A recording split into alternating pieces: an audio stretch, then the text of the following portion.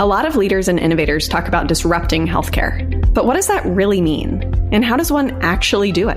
On Life-Centered Healthcare, we dive into these questions and more, talking to innovators who are leveraging Clay Christensen's theories to transform our healthcare ecosystem. I'm Ann Summers-Hogg, Director of Healthcare at the Clayton Christensen Institute, and I hope these stories help inspire you along your journey to transform health and care. Hello, listeners. May this find you surviving the summer heat upon us here in the U.S. In today's episode, we'll be diving into this topic of surviving and even thriving. These days, it's hard to read about health trends without stumbling across the topic of longevity. And that is our focus of today's conversation. To tackle this with me, I have Max Marchione, founder of Superpower, a digital clinic that aims to make preventive, longevity-focused medicine accessible to millions of people. Previously, Max founded a venture capital fund that invests in healthcare and human optimization. Before that, he spent some time at Goldman Sachs and technology startups. Max and I originally connected late last year over analyses we published on the topic of Forward's care pods. In our dialogue, we discussed that it seemed Forward didn't have a user-centric value proposition for these care pods. That is, one designed around the progress individuals are seeking in specific life circumstances. I'll include links to both of these analyses in the show notes in case that's of interest to you.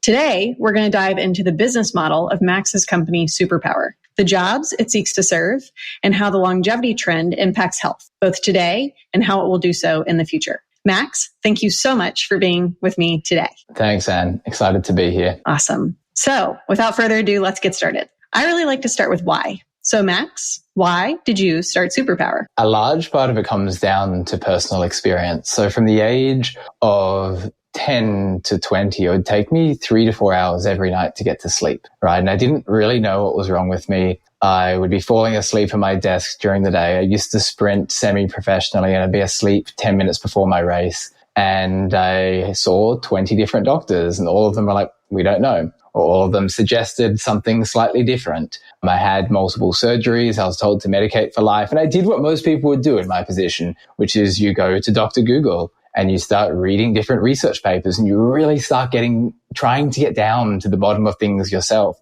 And what I started finding is there was so much I was reading about and learning about that I then bring to doctors and they'd look at me like, I don't know, we haven't read that paper. We're not up to date with that research. And it wasn't really their fault. There's just so much out there. Right? There's so much research, there's so much science, there's so much information, and it's really hard for any individual. Anyway, I ended up finding a doctor through that process, someone who I think of as like a 10x doctor, similar to how we have 10x engineers, who solves my problem. He connected all of the dots. He really tried to understand the whole me. So sat down with me for 2 hours just asking questions, right? And building out this database of really like me and everything he knows about me. And then connected the dots and really like solved the problem. And through that process, what I realized was that there is a world of healthcare out there that has the opportunity to be so much better, so much more data-driven, so much more up-to-date with the latest research. But not many people have access to that. Right? Some people do, a Jeff Bezos or a Mark Zuckerberg will, but the average person doesn't really have access to it.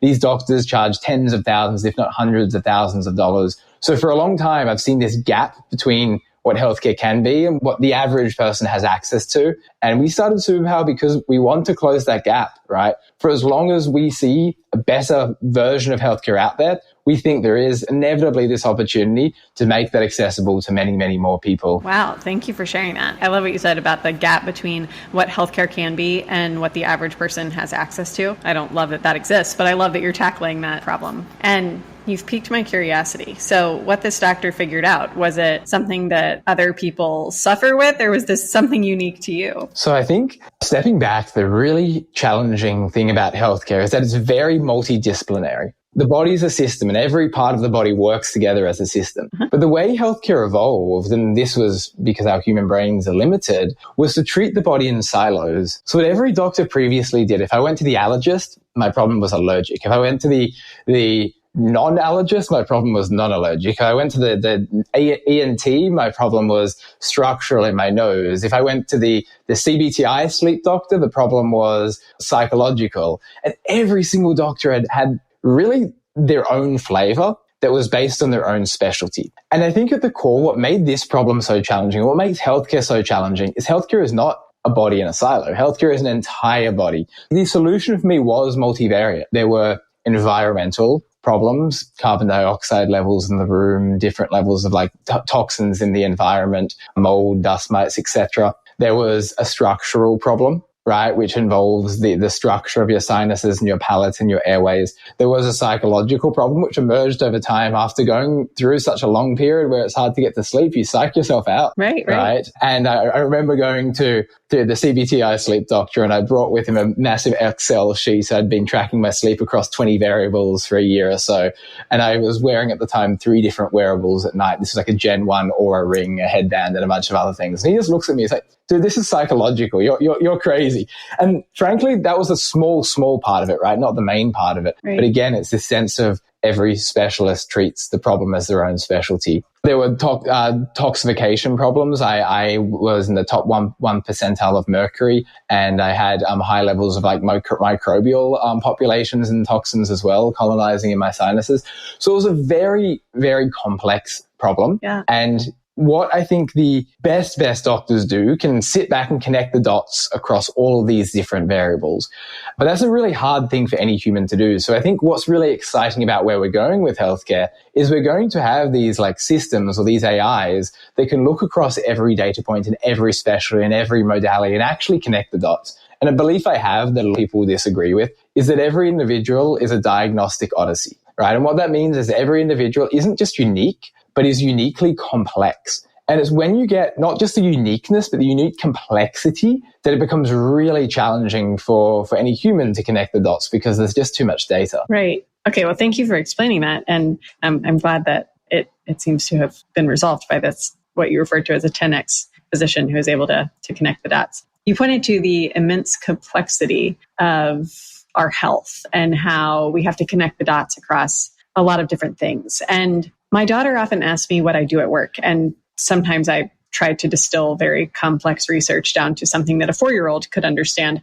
So could you help me have a good answer for her today and tell me how you would explain the mission and vision of Superpower to a 4-year-old? Yeah, so like why does Tim Cook, so Tim Cook's the founder of Apple, why does Tim Cook have the same iPhone as you and me, right? But he has a completely different doctor. He probably has a doctor who charges $100,000. Why is that the case? Well, the reason that's the case is like the iPhone inherently is a product, whereas doctors are inherently services, right? And there's this big gap, as we mentioned, between the healthcare Jeff Bezos or Mark Zuckerberg or like billionaires have and what everyone else has, right? There's this huge gap. And at the core of what we're trying to do is close that gap. We're trying to make accessible to many people what right now is only available to like a select few people. And the reason why we're doing that is because healthcare improves every part of your life, right? If you get your health right, you become happier, you become more energetic, you're better at work, you're better at sport, you sleep better at night,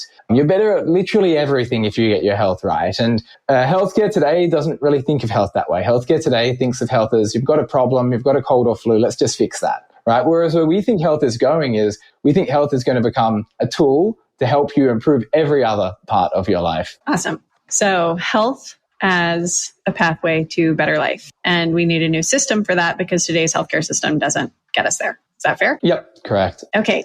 We connected because we discussed Forward's Care Pods. And I mentioned at the start of the episode that we had some back and forth on confusion around what jobs to be done this offering was serving. And listeners have heard me talk about jobs to be done before, but if they want a deeper dive on it, you can go back and listen to episode 2, where I give an overview and deep dive on the theory. But specifically, could you describe what jobs to be done you are serving with Superpower? Yeah, totally. So there's like 2 ways I think about this. There's the why does someone come to us and why do they stay around, right? Now, the job to be done for why someone comes to us is typically they want to know more about their body, right? Typically they want to know a little bit more about their health because they're either curious or they want to prevent disease or get ahead of disease. And that is served by one of the hooks to get someone in our ecosystem, which is like a blood test, right? People have maybe been hearing about, I don't know, hormones or hearing about environmental toxins or gut health on podcasts. But they don't they've never really seen what that looks like for their own health. They're hearing about ApoB or all of these predictors of heart disease, but they haven't been able to test that. So a lot of people come to us out of curiosity or out of the desire to actually understand their body better, or out of the desire to make sure nothing's wrong with them. We always hear this idea, I just want to like make sure nothing's wrong with me. That's where people come to us. But I think the more interesting thing is like, why do people stay with us? And I think at the core of it is after they've come to us and done a consult with a doctor, they start to like expose many issues they have. People tend to say, I don't know, I'm losing my hair, I'm sleeping really poorly at night, or I've got a lot of gut bloating, or my skin feels like it's aging quickly, or I have a lot of brain fog, or I'm a bit more overweight than I'd like. And people tell us their problems. They tell us their goals. Sometimes they say, I want to run for a marathon, or I want to be way more performant at work. But basically we start to learn what are someone's specific issues and what are someone's goals, right? And by virtue of being a clinic, our goal then is to solve that problem for someone, and to solve that problem for someone in the best way, right? In a way that someone knows is really data-driven, is up to date with the latest research, is like the best of what you're going to get out there. I often joke that if something as menial as hair loss, right? Someone's losing their hair, I'd never send a friend of mine to Hims. Their formulations just are not the best formulations. It's not going to work. There are actual formulations out there which can help with that. And our job is for that specific goal to solve that specific job to be done. If someone's problem is gut health, same thing. Someone's problem is sleep, same thing. Now, we can't do everything, right? There are things where we're like, okay, we hear you. This is a real problem. This is a complex problem. We have a list of our favorite physicians or favorite health companies around the country. We think you should speak with one of them because it's impossible for us to do everything. So sometimes we're going to have to refer out, and then sometimes we'll solve someone's problems or help them achieve their goals, which can also be thought of as jobs to be done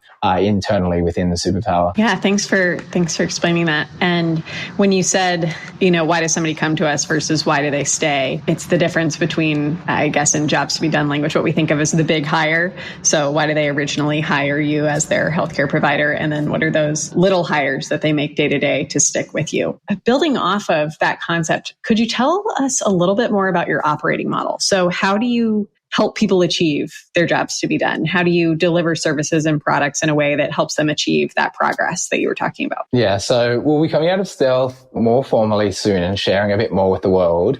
But at a high level, there are really like 3 parts to it. One is we need to understand the whole you, right? We need to understand personal history, your family history, all of your medical data, all of the medications you've taken in the past, potentially even your genetics. We need to understand your blood biomarkers. We need to understand your preferences. We need to understand the challenges you're facing today, your budget, what you do for work, how much time. We need to start by actually understanding the whole you. Because if we don't understand the whole you, we can't really give you a personalized solution. So that's step number 1. And most doctors don't do that today. Typically, you have a 10-minute consult. The doctor will say, what's your problem? Okay, cool. Here's a medication for that problem. And that's it. That's how it typically works. Step number 2 for us is, great, we understand the whole you. We understand what your issues are or what your goals are. Now it's our job to, based on our understanding of the whole you, actually build you like annual roadmap or a plan for the year that you can follow. And if you follow it, that will hopefully solve or start solving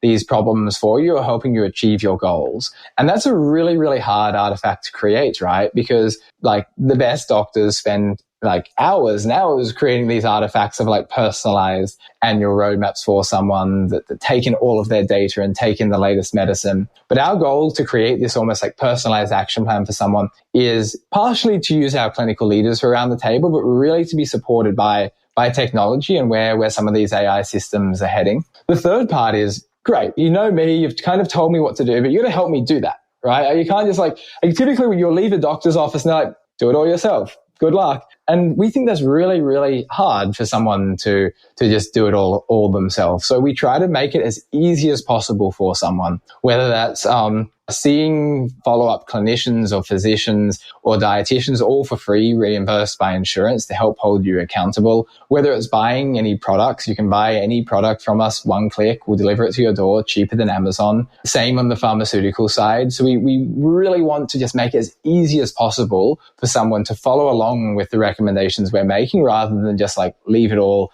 to their own devices. I think the thing we hear often from our members is just like, make healthcare easy for me. I just want you to like, you know me, you know my goals, we've chatted about it, just like make it easy for me. So that's a big part of what we try to do. Wow, you said a lot of things I want to dive into. One of them is it sounds as though you're integrating a lot of different components of the healthcare value chain.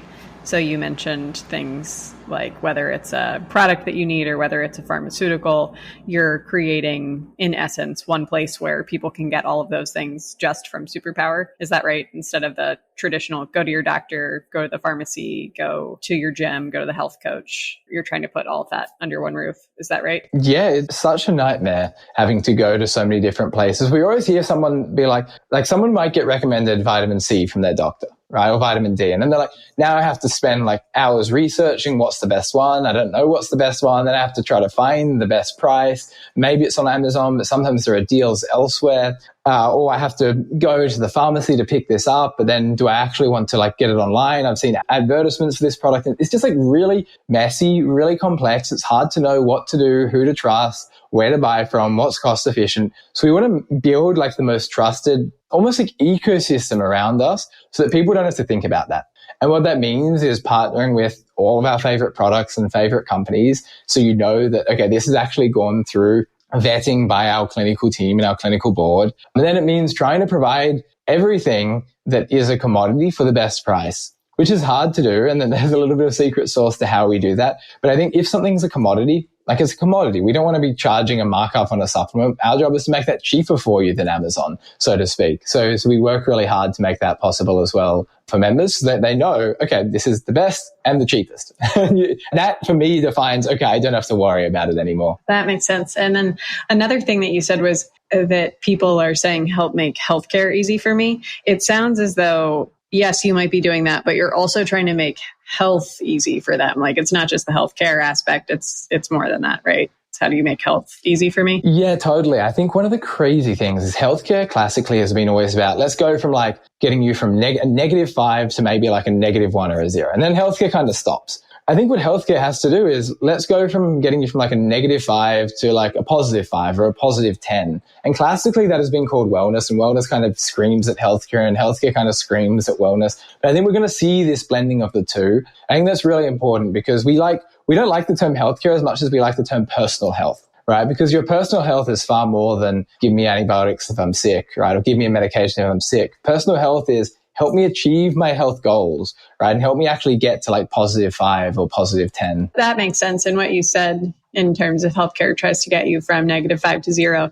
That's because healthcare business models don't get paid to get you above 0, right? They get paid to get you back to 0. There's not an incentive to get you to +5 or +10 using your analogy. So building off of that, could you talk a little bit about, and I know you maybe can't share a lot because it's a new business model and it's part of your secret sauce, but could you talk a little bit about your profit model in terms of, is this a direct to consumer offering? Do you take insurance? How do people tap into what you're offering? Yeah, totally. So right now we have an annual membership, which gets people access to a lot of what I was describing. That's quite a low cost annual membership where we'll come out more publicly with that when we launch. Right now we're in a closed beta. And then we work with insurers in 50 states as well. Oh, okay. To allow people to get quite a lot of things for free. There are some things that will never be free. Like if someone pays for a gym membership, that's a great thing for someone to pay for. But like insurers won't cover that, for example. So there are always going to be things which I think of as like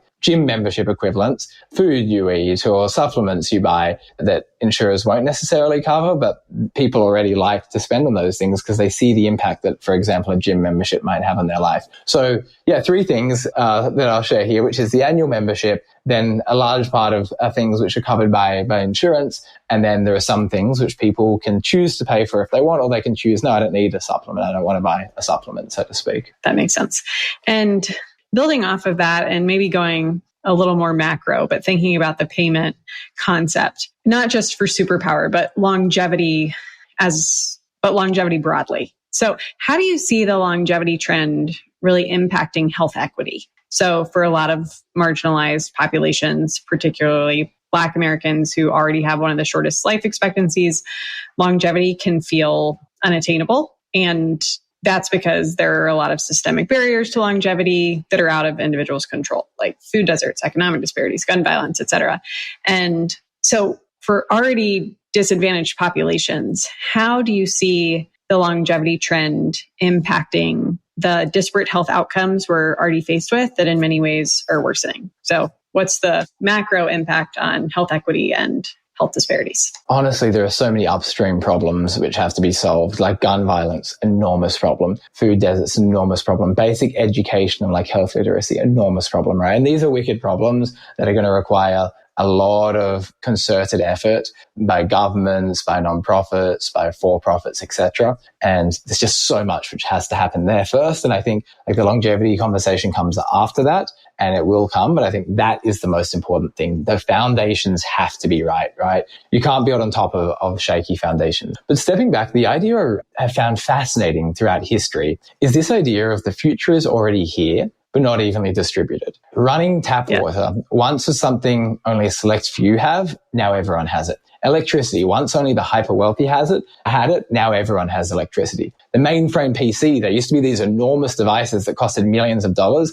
Now we're speaking to each other from our laptops. Financial advisors, again, something that was once the hyper wealthy, then Wealthfront made it accessible. Black cars, right? Being able to just pull out your phone and call a cab anywhere. Again, something that was accessible to a select few, and now it's accessible to many with Uber. So I think this trend or arc of technological progress is making accessible to the many what is once only accessible to the few. And I think it will take a long time for that to happen. I think that's where we're going, right? And a big part of that is going to be using technology to drive down costs and increase accessibility, like we've seen with electricity and running water and PCs and financial advisors and black cars. And in some of those examples, what you're describing is the process of disruption, right? Something that is once very expensive and only accessible to those who can pay at the top of the market. New entrants come in with lower cost business models, and they undercut the incumbent and increase accessibility and affordability for all. In what ways that you can talk about are you doing that with Superpower? Are there components of your business model that are enabling you to disrupt the physicians out there who serve, I think your example was Tim Cook, who serve the Tim Cooks or the Jeff Bezos of the world? Yeah, totally. If you look at what makes these physicians so good, it's a couple of things. And our job is to replicate as many of those things as possible using technology, right? Because technology is low cost in a way that the time of a really good physician isn't. First thing these physicians do is they really try to understand you, right? They have all of your data, and that's essential. And that's something we can solve with technology. The second thing these physicians do is they're way more preventative. They will try to prevent heart attacks early. They'll try to prevent cancer early. They'll try to prevent Alzheimer's early, right? So the second thing for us is actually really obsessing about this idea of let's educate someone on what they can do today so that they can start preventing something which is going to happen years from now. And that's just a big philosophical change that I don't think mainstream healthcare has necessarily had yet, but it's going to be, I think, one of the more defining trends of the next several years. I think the third thing these doctors do that is really, really powerful is they're up to date with all of medicine. So they don't just know all of you. They don't just act a bit more preventatively, but they're up to date with all of medicine. Right? If you look at mainstream medicine today, there's this 17-year gap between the latest research and clinical practice. It's enormous. Right. Totally. And that gap is about to exponentially increase. And the reason why is technology and innovation is on this exponential curve. So this 17-year gap might become a 30-year gap, right? Unless someone does something about it. The third part here for us is actually doing a really good job of trying to translate the latest science and research into clinical practice in real time. And there's a few technological systems that we create to do that.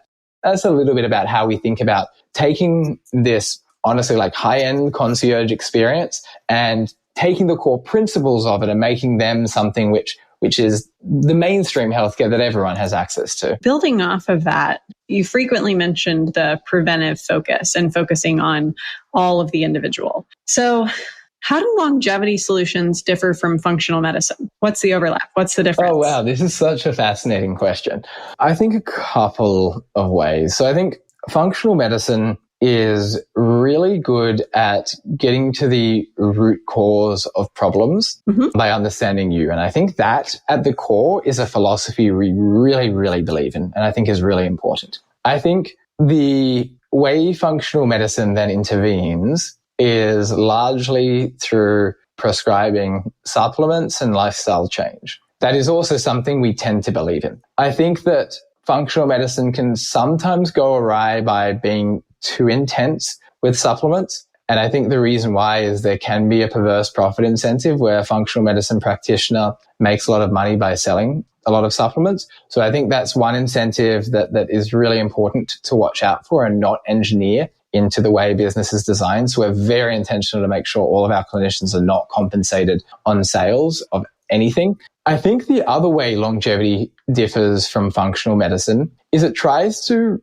probably focus on functional medicine is probably slightly more still problem focused, whereas longevity is slightly more prevention focused, right? So I don't think functional medicine would necessarily intervene as proactively on problems which could happen in 30 years. I think the other way longevity differs is it probably takes a slightly different view on the efficacy of compounds, particularly pharmaceuticals. I think functional medicine to a large extent believes that the pharmaceuticals aren't necessary. It kind of accepts them as well, but like there is a general sense that let's intervene with supplements rather than pharmaceuticals. And I generally agree, but I think we're in the really, really early days of emergent, really potent pharmaceuticals being created. And I think the only way for humans to live 200 years instead of 100 years is going to be by like deep tech innovation. And it's not here yet, but we're starting to see the early signs of it. And I think when that stuff starts to become more mainstream, there's going to be a new label for that. It's not going to be functional medicine anymore. It's going to be called like next generation medicine or something of the sort, which is the word we want to pioneer. And again, we're early on this trend. Next generation medicine isn't here yet. But I think that because of just how fast research is happening, because of AI, we're going to see so many new ways of driving really crazy and potent health outcomes, which were never possible in the past. I think the final way longevity medicine and functional medicine differ is longevity medicine probably concerns itself a little bit more with the idea of performance, right? And this idea of like, can we help someone be smarter or happier or sleep better or be more physically fit or reverse physical signs of aging? And I think longevity medicine, they both concern themselves with that, but I think longevity medicine grapples with that problem a little bit more. Okay, that's a helpful description. So if I think about it back on your like -5 to +10 spectrum that you talked about a little while ago. So the healthcare system can get you from -5 to 0. Maybe functional medicine can get you to 5, but longevity is trying to get you to 10.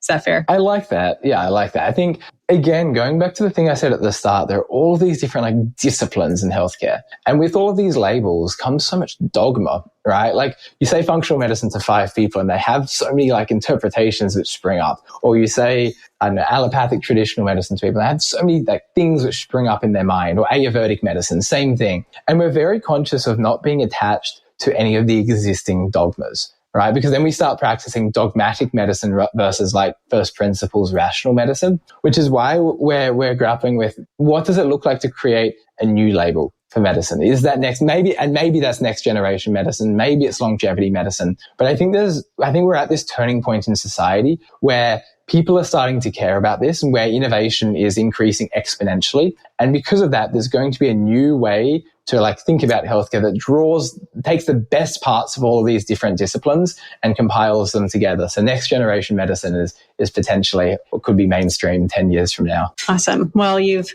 already answered my next question, which is where do you see longevity industry going in the next, say, 10 years?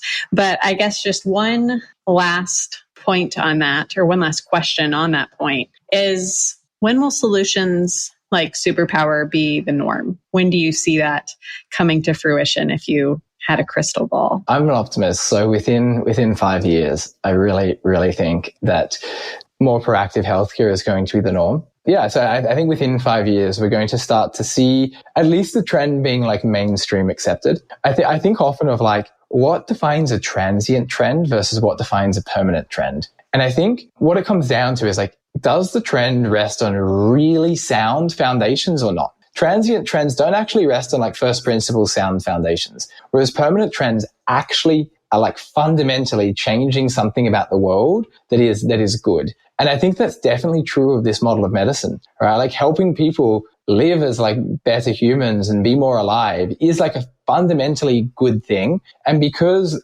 this trend of next generation medicine sits on such sound underlying foundations, I think it's going to be a permanent trend. As for your question around 10 years time, I used to love 10-year predictions and 20-year predictions and 30-year predictions. The way I approach this now is typically saying I don't fully know. And the reason why is we're at this point in history where like we compress 100 years of innovation into 10 years because of what's happening with AI. And if you went to the cavemen hundreds of years ago and you said to them, what's going to happen in 1,000 years from now? They wouldn't have really known, right? It's really hard to predict. And any prediction would have been so off. Like a 10-year prediction in today's era was like a 1,000-year prediction back then, just because of the rate of change. So I'm going to say I don't fully know where we're going to be in 10 years, but I'm optimistic. I think that's fair. It was Bill Gates, right, who said we always overestimate the change that will occur in the next 2 years and underestimate the change that will occur in the next 10. Mm-hmm. That is likely a good place to end us here. But thank you so much, Max, for being here today, for the work that you are doing with Superpower in order to make health easier for millions of people. And I hope your prediction that this will be available en masse in 5 years is correct, but I guess time will tell. So thank you so much, and we'll be back with another episode soon, listeners. Thanks, Anne. Thank you for listening to Life-Centered Healthcare. If you like what you heard, please leave a review on Apple, Spotify, or wherever you're listening. And for more of the latest in healthcare, check out our website, christenseninstitute.org. You can sign up for our newsletter and read our latest industry insights. Until next time, have a wonderful day, everyone.